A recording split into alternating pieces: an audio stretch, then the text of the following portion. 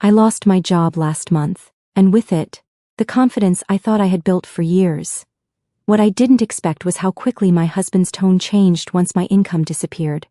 Sitting across from me in our marble-floored penthouse, he looked me dead in the eye and said, "From now on, everything is split 50-50ths. He said it like it was the most natural thing in the world, as if the designer furniture, the rooftop pool, and the private chef hadn't all been funded by his wealth long before I ever moved in. Suddenly, the man who had promised to take care of me made it clear that in his luxury life, I was just another expense to cut down. When I first lost my job, it felt like a slow-motion collapse of everything I had worked for, like a building crumbling from the inside out, while everyone else outside only saw the dust rising. I had dedicated years of my life to my career, pouring in hours of effort, skipping sleep, pushing aside social gatherings and sacrificing weekends, just to climb the ladder that promised stability and self-respect. I was proud of what I had built, not only for myself but also for my marriage. My income was never the centerpiece of our life. My husband's wealth had always been the towering figure in the background, but it was mine, something I controlled, something I could point to and say, "I did this." The morning I was let go, the words from my boss's mouth felt strangely rehearsed, like he had repeated them in his office mirror before calling me in. Downsizing, restructuring, economic shifts, words that made the whole thing sound logical, clinical, and impersonal, but none of them softened the reality that I was suddenly unemployed. The office I had once walked into with brisk confidence now felt like a place ejecting me, and as I packed my things into a box, an old cliché made real, my mind was racing not only about my future, but about what I would say at home. You see, when your husband is a wealthy man who has never truly worried about a paycheck, the concept of losing a job lands differently. I kept rehearsing in my head how to explain it in a way that didn't make me look like a failure. By the time I walked through the double-glass doors of our penthouse later that evening, the weight of my own insecurity was heavier than the designer handbag slung over my shoulder. The penthouse itself felt colder that night. Even though the lights glowed warmly and the air smelled faintly of lavender from the automated diffusers, luxury can feel like a comfort when you're thriving, but it turns into a cruel mirror when you're faltering. Every glossy surface, every chandelier, every silk cushion seemed to silently ask, "What do you bring to this table now?" When I told him the news, he barely blinked at first. He was seated on the leather couch, laptop in front of him, a glass of scotch balanced neatly on the table beside him. For a moment I thought he might reach out to console me, might at least offer a sympathetic nod or some variation of, "Don't worry, you'll find something soon."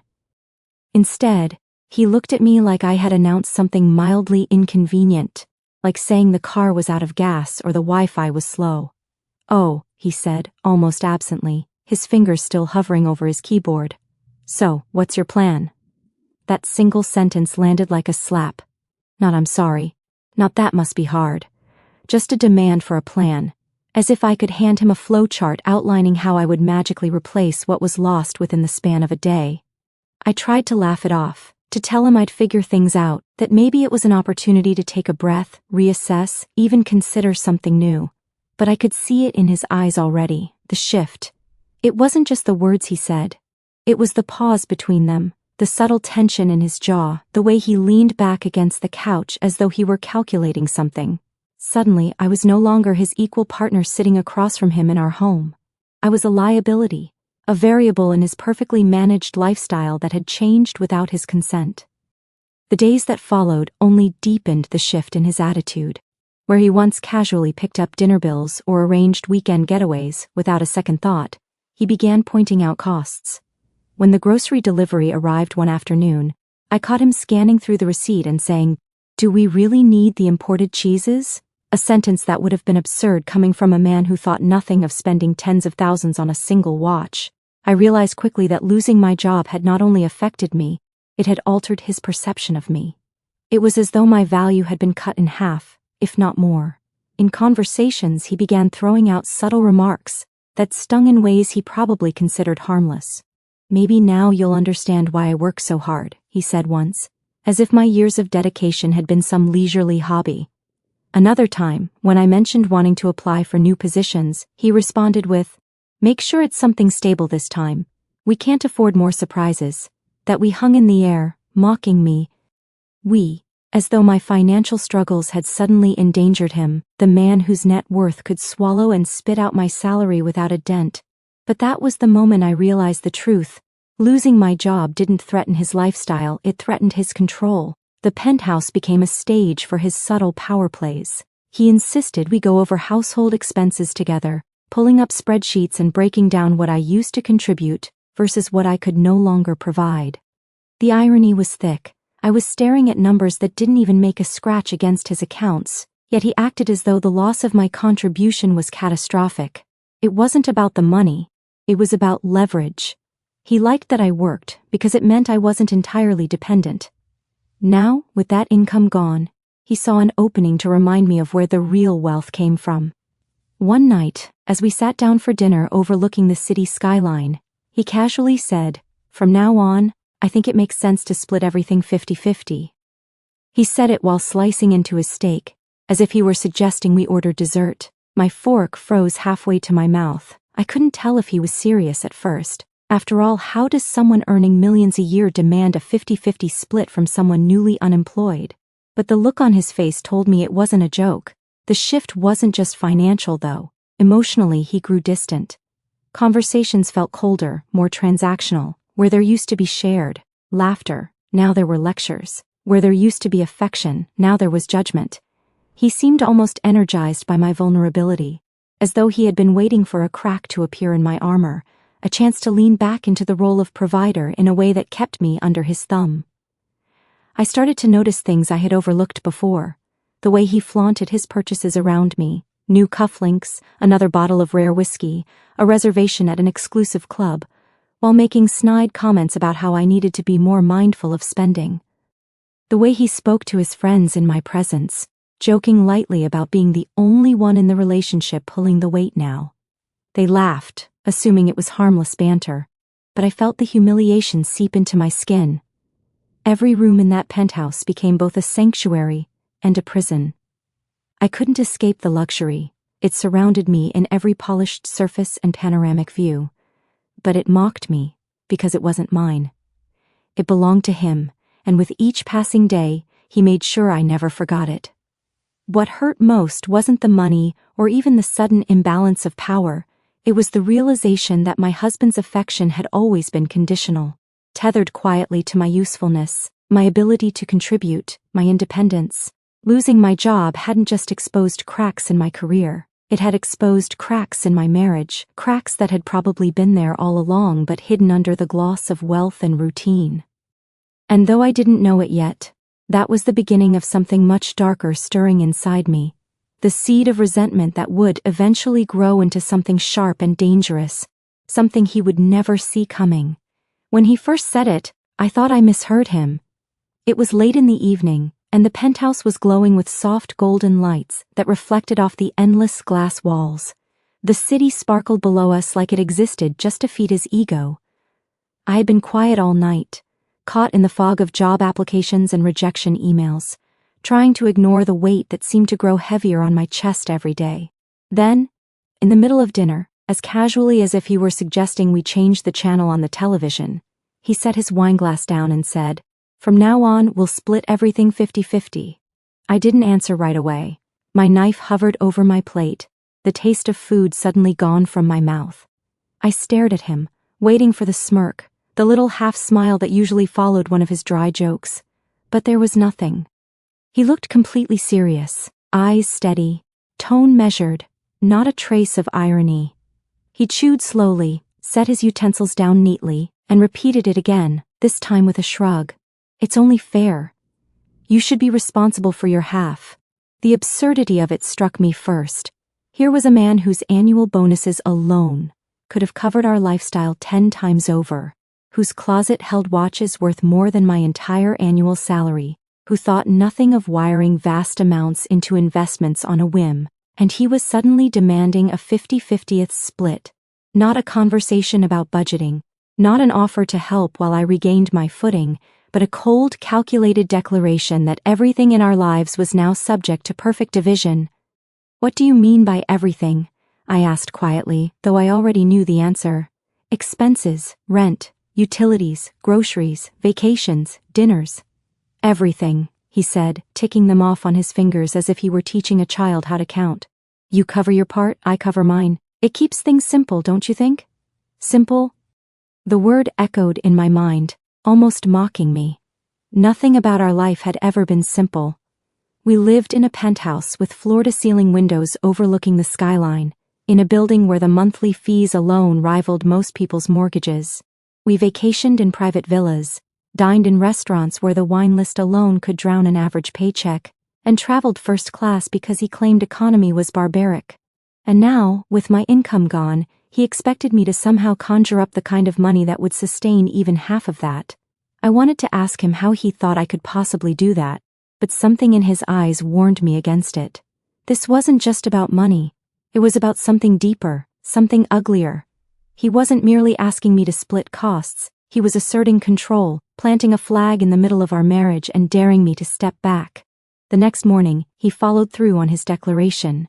He had drawn up a spreadsheet, rows and columns of numbers, meticulously calculated down to the cent.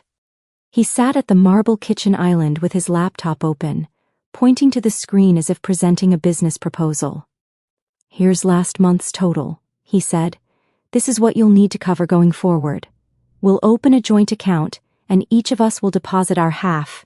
That way, there's no confusion. I scanned the numbers, my stomach twisting.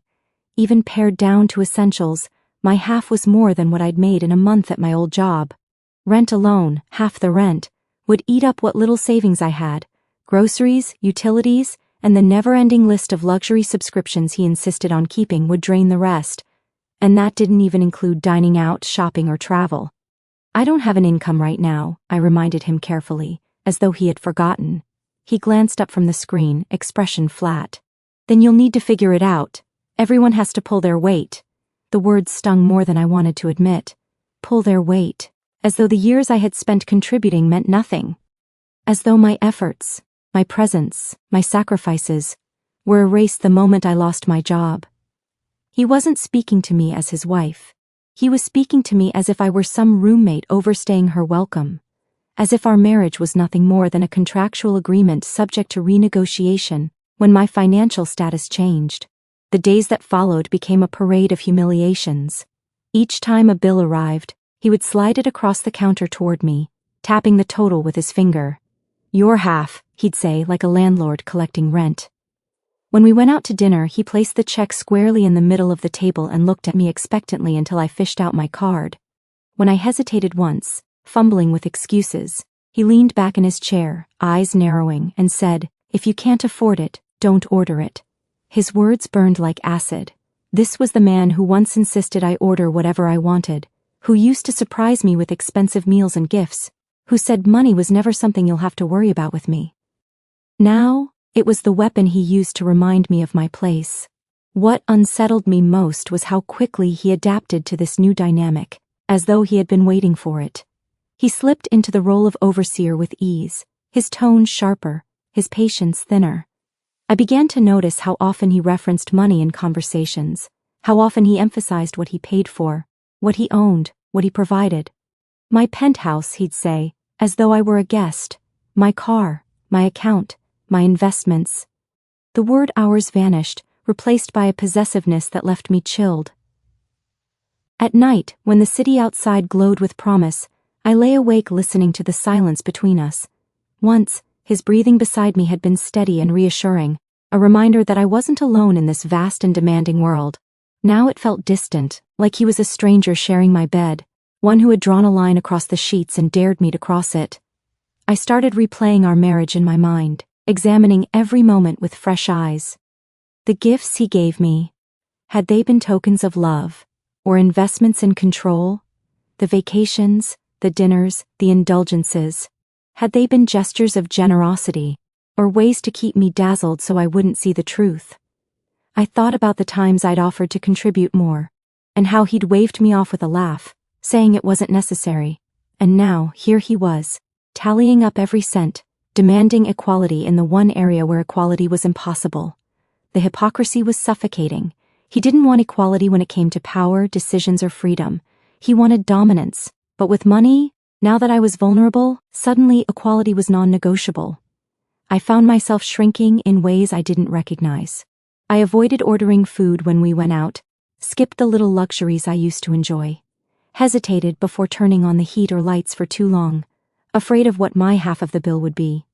I, who had once walked through the penthouse with confidence, began to move like a guest overstaying her welcome, and he noticed.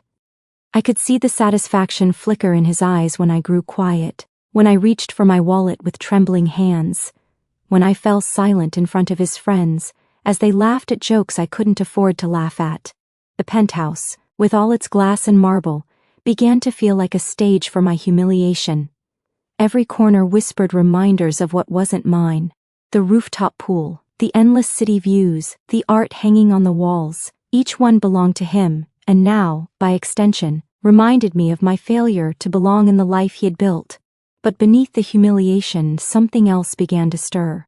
A quiet, simmering anger that I didn't yet have words for. It wasn't just about the money. It was about the way he looked at me now, the way he spoke to me, the way he seemed to relish in my discomfort. It was about the betrayal of realizing that love, in his eyes, had always been conditional, dependent on what I could bring to the table. And now that I brought nothing, he treated me as nothing. Each bill he slid across the counter, each remark about fairness, each cold glance across the dinner table, was fuel. He thought he was tightening his grip, reminding me of my dependence, forcing me into submission. What he didn't realize was that he was giving me a reason to fight back. The penthouse had always been a symbol of his success, the kind of place that made people stop and stare when they stepped inside. Floor-to-ceiling windows framed the skyline like a living painting, the kind of view that reminded you the rest of the city lived below you, not with you. Every corner gleamed with curated luxury, imported marble floors polished to a mirror shine, modern art that probably cost more than I earned in a year, designer furniture in soft creams and grays that never betrayed a single wrinkle or stain. For a long time I had been proud to live there, proud that this was the backdrop of my life. But once my job was gone, that penthouse no longer felt like home. It became a silent witness to the imbalance between us, a stage on which my new role was painfully obvious. He walked through it as though he were a king surveying his castle, shoulders squared, steps unhurried, every gesture reminding me that it was his name on the deed, his money in the walls, his choices that had built this world. And me? I began to feel like a guest who had overstayed her welcome. The kitchen was the first place I noticed the change. It wasn't that I cooked any differently, though I had started cutting back on the expensive groceries he used to insist on, but the way he hovered there now, scanning the counters like he was taking inventory. He'd lift the receipt from the grocery delivery, glance at it, then at me, before folding it neatly and setting it down as if filing evidence. Once, I caught him looking at the wine rack, his finger brushing over the labels before he remarked, "You didn't add anything to this, did you? Remember, your half is your half." The same wine rack that he once delighted in filling with rare vintages, offering me a glass like it was his way of saying, "You belong here." Now it was another reminder of what I couldn't claim. In the living room, the designer couch I used to sink into with relief after a long day now felt stiff, foreign. I couldn't relax there anymore. He sat with his legs stretched out, arms draped casually, while I perched on the edge like I was afraid to crease the cushions. And when guests came, he made little comments that cut deeper than I let them see. "We've been adjusting our budget lately," he'd say with a laugh, his eyes flicking to me, making sure I heard. Or, "She's learning to live without some of the luxuries now, aren't you?" I'd smile politely, cheeks burning, while his friends chuckled, and the city lights reflected in the glass walls behind us, trapping me in the echo of his words. Our bedroom was worse. It used to be a sanctuary, a place where the world couldn't touch us, where the soft glow of the city through the windows felt intimate rather than imposing. But now, even there, I felt the weight of division. He bought new bedding without asking me, Egyptian cotton sheets delivered in glossy packaging, and announced, "I'll add this to my half." The way he said it made me feel like a tenant renting space in his life. When I reached for one of his pillows one night, he pulled it closer to his side, laughing softly, not cruelly but pointedly, as though to remind me it was his. The laughter stayed with me long after the lights went out. The rooftop pool, once my favorite place in the entire building, became unbearable. I used to swim laps in the early morning when the city was just waking, the water cool and sharp, the sunrise spilling over the skyscrapers. It made me feel powerful, alive, like I was part of something bigger. But now, when I stood at the edge of that pool, all I saw was expense. The fees that kept it running, the staff who maintained it, the luxury of even having it, all of it tied back to him. I couldn't dip a toe into that water without hearing his voice in my head, "Your half." Every luxury around me became a reminder of my lack. The art on the walls, bold strokes of color and texture that had once fascinated me, now felt like silent judges. The sleek, minimal dining table, where we once lingered over long dinners, now felt like a negotiation bench, each meal another opportunity for him to point out what I wasn't contributing. Even the elevator ride up to our floor, smooth and private, felt like an ascent into a place I didn't belong anymore. The contrast between my financial struggle and his seamless luxury gnawed at me constantly. I applied for jobs every day, sending out resumes, crafting cover letters, checking emails until my eyes blurred. But each rejection made the penthouse feel heavier. I'd close my laptop and look around at the gleaming space, knowing I couldn't afford even a fraction of it on my own. The marble beneath my feet, the chandelier above my head, the sleek kitchen appliances, they weren't mine, and now that I couldn't meet his demand for half, he made sure I never forgot it. Sometimes he'd drop comments so casually that they almost sounded benign, but they stuck like glass splinters. "You're lucky you still get to live here. Not everyone gets to enjoy this lifestyle, especially if they're not contributing. I could rent this place out for more than your old salary." He'd smile as he said it, sipping his drink, scrolling through his phone, not even looking at me. But the words lodged deep, making me feel smaller each time. The truth was, the penthouse wasn't just walls and windows anymore. It was a constant reminder of my dependence. Every morning when I woke up, I saw the skyline through the glass and felt the trap tighten. Every night, when I climbed into that bed beside him, I felt the imbalance between us settle into my bones. And yet, somewhere in the quiet moments, a different thought began to grow. If this penthouse was his fortress, his proof of superiority, then it was also the stage where he revealed his weakness. He needed me to feel small here. He needed me to see the gap between his wealth and my loss. He needed me to internalize the imbalance so I would never dare to challenge him. That realization was both crushing and liberating, because if the penthouse was his weapon, it could also become mine. For now, though, it loomed over me. The glossy walls reflected a version of me I didn't recognize, quieter, smaller, bent under the weight of his luxury. Every piece of furniture seemed to whisper that I didn't belong. Every corner reminded me of what I had lost, and every glance from him reinforced the contrast between his untouchable world and my crumbling one. It wasn't the bills or the spreadsheets that cut the deepest, it was the way he spoke to me. The way his words slipped past the surface of ordinary conversation and landed with precision, little darts that burrowed beneath my skin.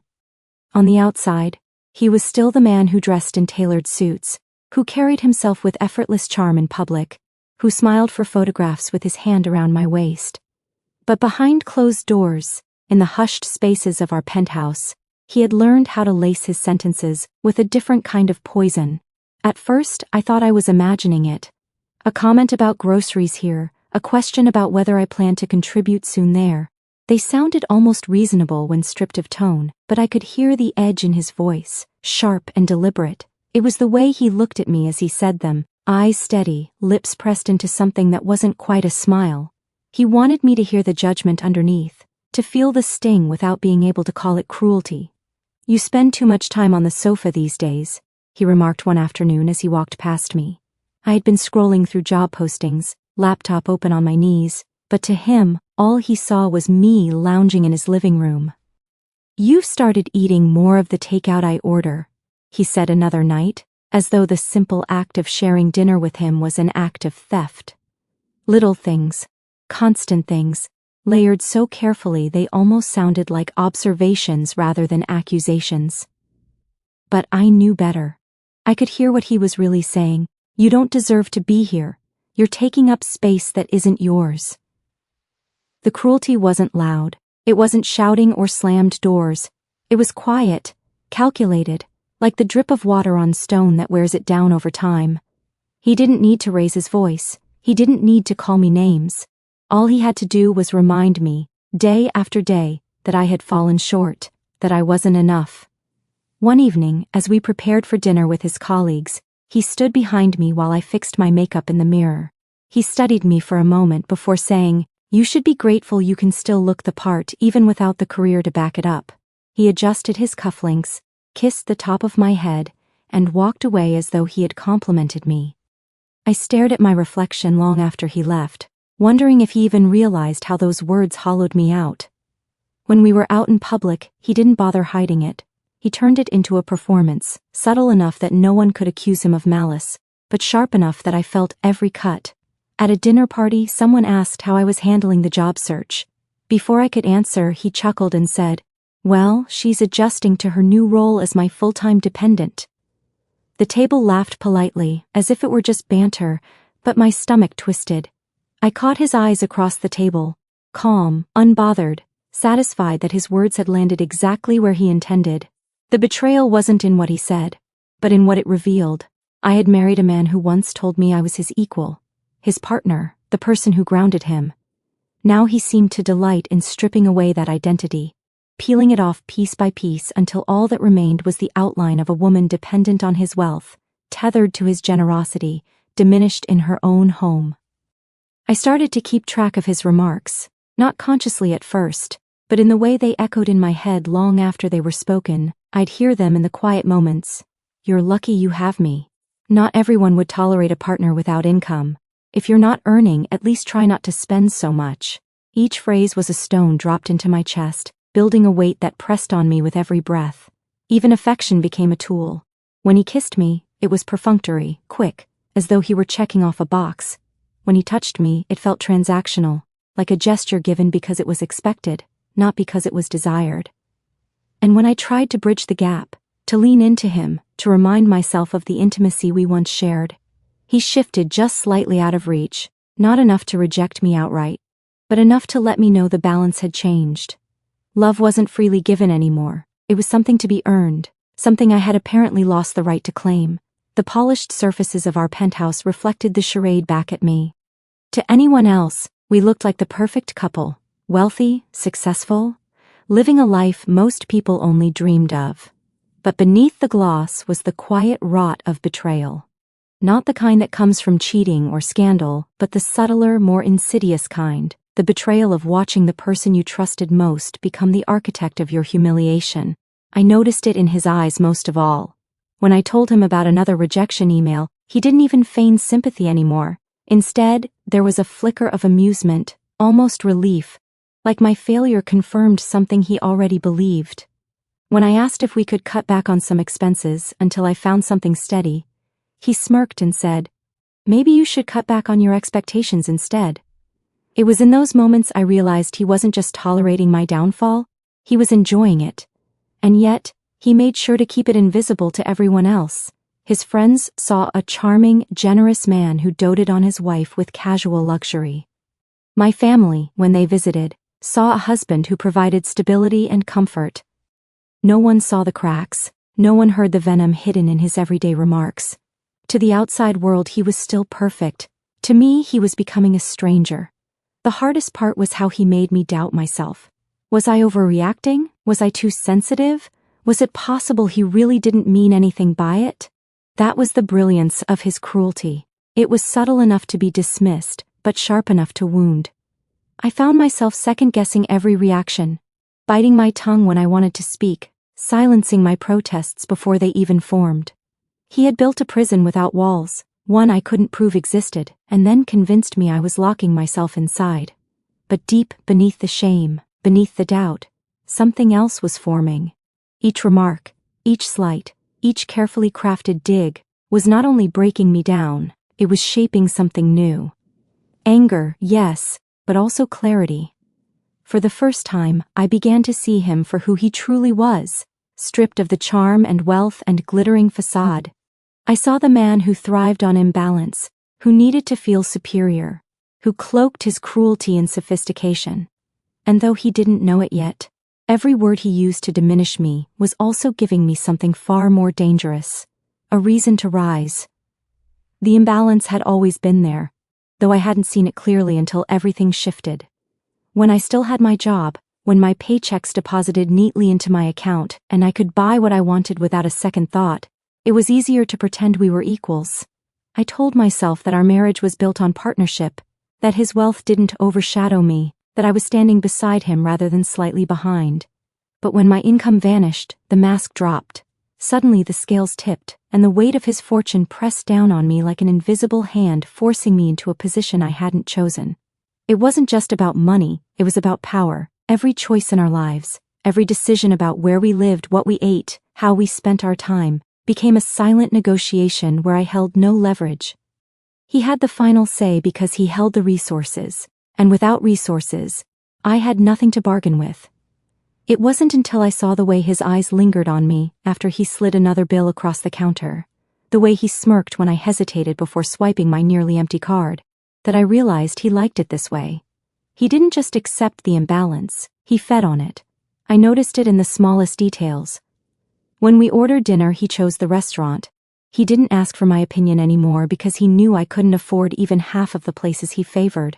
When he booked trips, he framed them as joint decisions, but made sure the hotels, flights, and excursions all fit his preferences.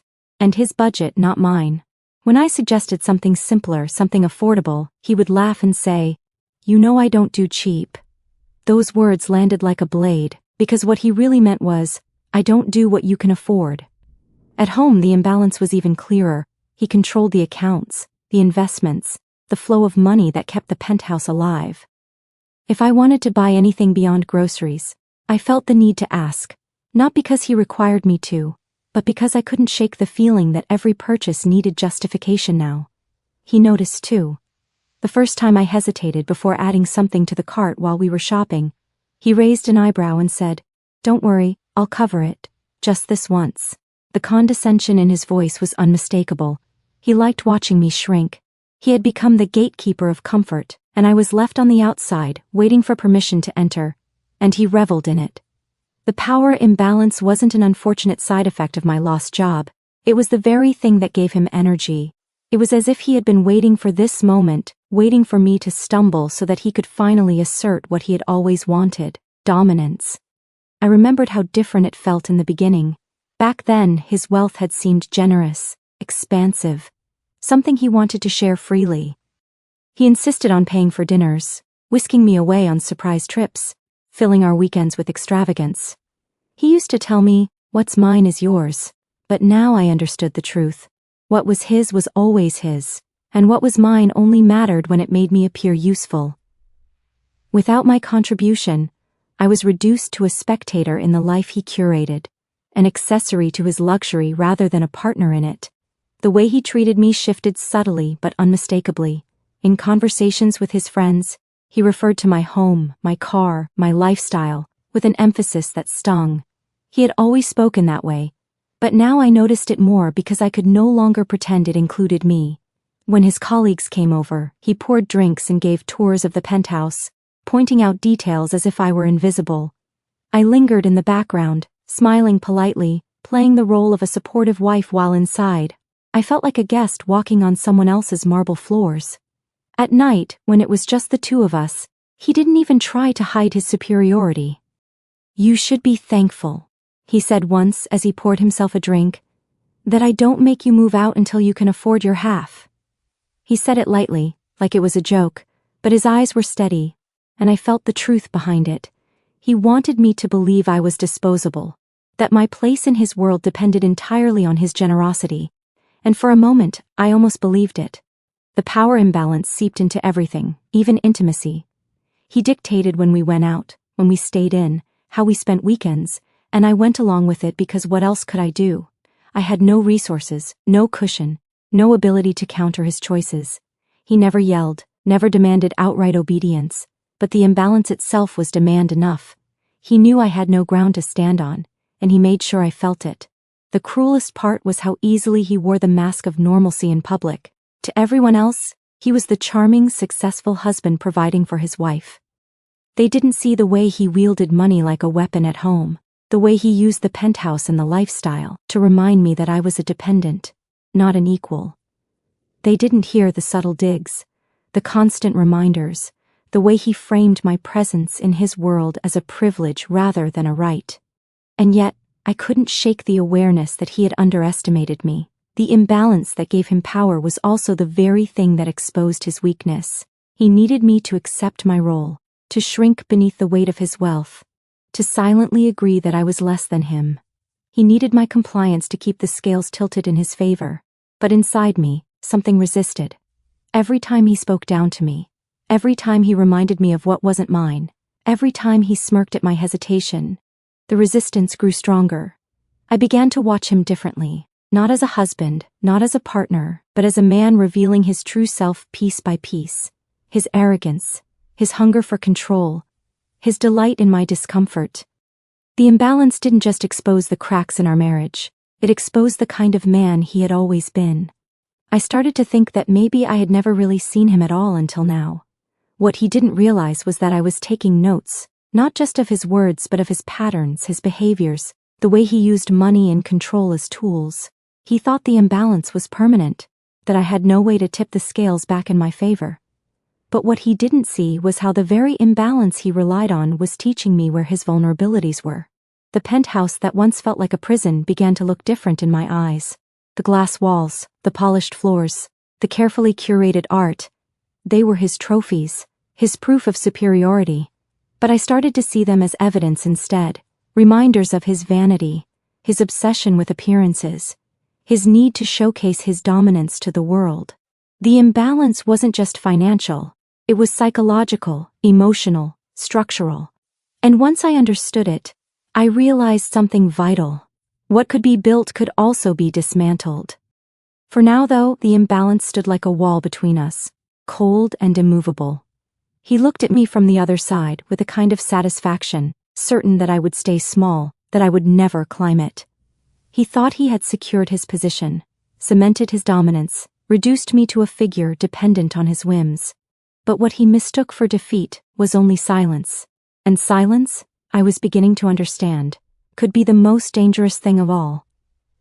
It started as a whisper, faint and almost imperceptible, buried under the noise of humiliation and self-doubt. At first, I told myself it was nothing more than pride, a futile attempt to hold on to some shred of dignity in a life that no longer felt like mine. But the longer I lived under his roof, under his rules, under the constant weight of his judgment, the whisper grew louder. It took root in me like something alive, curling and twisting in the dark, feeding on every slight, every smirk, every casual dismissal he tossed my way. Resentment was not sudden. It was patient, creeping in like a fog, filling the empty spaces he had carved out inside me. Each time he reminded me of my dependence, resentment pressed a little harder against my ribs. Each time he slid a bill toward me, resentment sharpened its claws. Each time he made me feel small in a penthouse that seemed designed to magnify his grandeur, resentment stretched itself taller. What had started as a quiet discomfort turned into a steady flame, one that burned hotter each day I was forced to sit at his table and pretend that I belonged in a life he lorded over me. I began to see him differently, not just as the man I married, but as the architect of my humiliation. He wasn't simply wealthy, he was weaponizing wealth. He wasn't simply successful, he was obsessed with control. And every time he reminded me of what wasn't mine, he also reminded me of who he truly was. The mask of charm, the polished exterior, the practiced smiles he wore in front of others, they all slipped when it was just the two of us. What remained was a man who needed to keep me beneath him to feel tall, who thrived on my silence because it made his voice echo louder. I started writing down the things he said, not in a journal, not in some obvious notebook he might stumble across, but on scraps of paper I tucked away in places he would never think to look. Receipts, old envelopes, post-it notes buried in my desk drawer. Each line, each phrase, each sting preserved in ink like evidence. You're lucky to be here. Don't order what you can't pay for. I could replace your contribution with the swipe of my card. The words piled up until they felt heavier than the marble beneath my feet. They weren't just insults. They were proof of the imbalance, proof of his cruelty, proof that I wasn't imagining it. Some nights I lay awake staring at the ceiling, the city lights spilling into the room, painting everything in silver. He slept beside me, his breathing deep and steady, completely at peace. I wondered if he ever considered how his words lingered with me long after he spoke them. Did he know that the casual comments he dismissed as nothing were etching themselves into my bones? Did he know that every reminder of my dependence was also a reminder of his arrogance? I doubted it. In his mind, I was too weak to fight back, too diminished to resist. That was his mistake. Resentment hardened into determination quietly, without fanfare. It didn't announce itself, it simply grew until it was undeniable. I began to notice opportunities, small cracks in the perfect facade he had built around himself. His need to flaunt his wealth made him careless. His obsession with control blinded him to the possibility that I might be watching closely, learning from him. The same spreadsheets he used to humiliate me were teaching me about his patterns, his accounts, his habits. He thought he was tightening his grip, but in reality, he was giving me the map of his weaknesses. I also began to change the way I moved through the penthouse. At first it had felt like a prison, a reminder of everything I didn't have. But slowly, it became something else, a classroom, a stage, even a weapon. The glass walls that once reflected my smallness began to reflect something different. Each time I caught my own eyes in their surface, I saw less of the woman he wanted me to be, and more of the woman I was becoming. The silence I carried wasn't submission, it was strategy. He thought I was shrinking, but I was sharpening. The determination wasn't about reclaiming the life I had lost. It wasn't about finding another job, restoring the balance, or proving my worth to him. No. It was about something bigger, something darker. It was about rewriting the narrative he thought he controlled. He believed I would stay beneath him forever, trapped by his wealth, silenced by his superiority.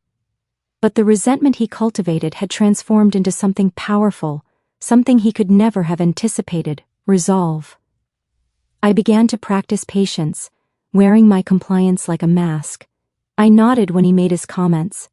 I smiled when he flaunted his purchases. I played the part of the dependent wife he thought he had created, all while the fire inside me grew. He didn't notice the shift because he didn't care to look. He had already decided who I was in his story: weak, small, reliant. That blindness was his greatest weakness. Every time he spoke down to me, I stored it away. Every bill, every receipt, every smug remark became fuel. He believed he was teaching me a lesson about responsibility, about dependence, about knowing my place. What he didn't know was that I was learning a very different lesson: how to use resentment as a weapon, how to turn humiliation into strength, how to let betrayal sculpt me into someone he would never recognize until it was too late. The penthouse became my training ground. The silence became my discipline. His arrogance became my motivation. I didn't need to scream, didn't need to argue, didn't need to show my hand.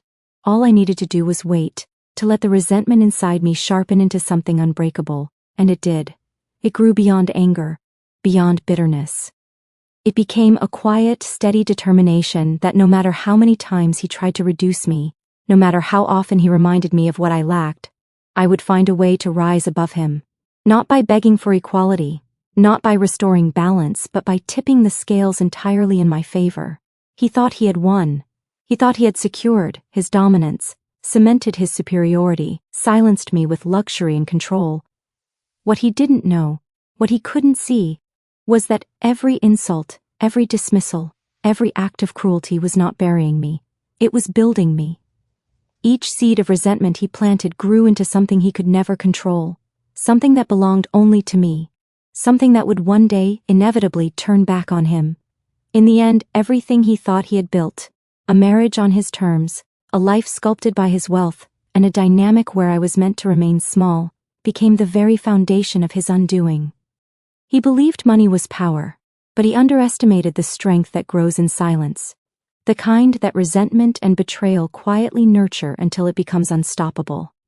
Losing my job may have stripped me of financial security, but it also stripped away illusions, forcing me to see who he truly was and, in turn, who I could become. The imbalance, the arrogance, the cruel reminders of what I lacked, these didn't break me. They forged me. What began as dependence became determination. What began as humiliation became clarity. He mistook my patience for weakness, but it was resolve. And from that resolve rose a strength he could never buy, never silence, and never control.